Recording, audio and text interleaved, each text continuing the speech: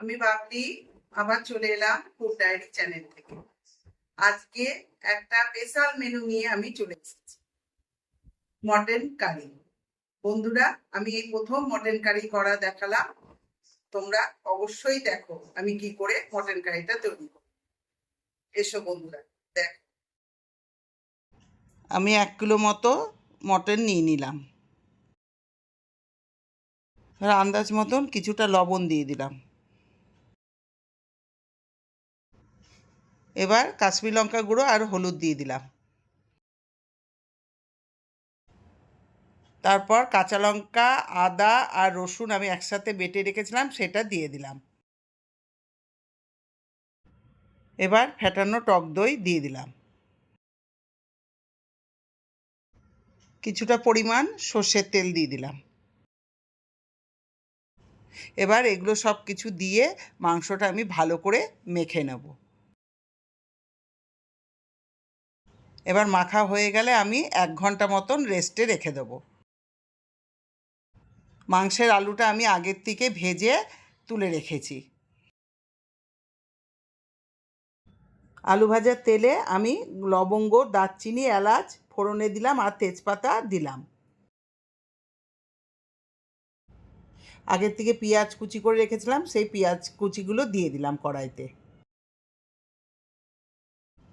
কিছুটা পেঁয়াজ ভাজার পর আমি 1 চামচ হলুদ দিলাম। 1 চামচের মতন আমি কাশ্মীরি লঙ্কা গুঁড়ো দিয়ে দিলাম।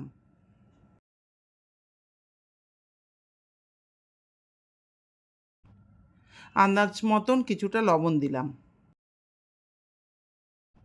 আমি আগের থেকে আদা, রসুন, কাঁচা লঙ্কা, পেঁয়াজ বেটে রেখেছিলাম, সেটা দিয়ে দিলাম।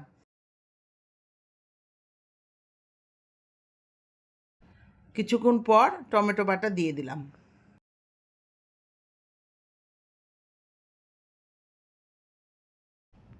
মশলাটা কিছুক্ষণ কষানোর পর এবার মেখে রাখা মটনটা দিয়ে দেব।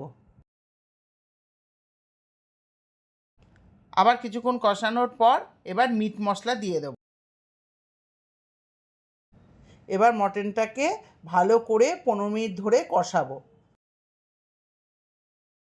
কষানোর পর ঢাকা দিয়ে কিছুক্ষণ রাখবো। এবার মটনটাকে প্রেসার কুকারে তুলে নেব। এবার প্রেসার কুকারটা উনুনে চাপিয়ে দিয়েছি, এবার 6টা মতো সিটি দেব। এবার প্রেসার কুকার থেকে কড়াইতে নিয়ে নিয়েছি, এবার আলু দিয়ে ভালো করে গরম মশলা দিয়ে ফুটিয়ে নেব। সবার শেষে মাংসটা ফুটানোর জন্য আমি 5 মিনিট ঢাকা দিয়ে রাখবো।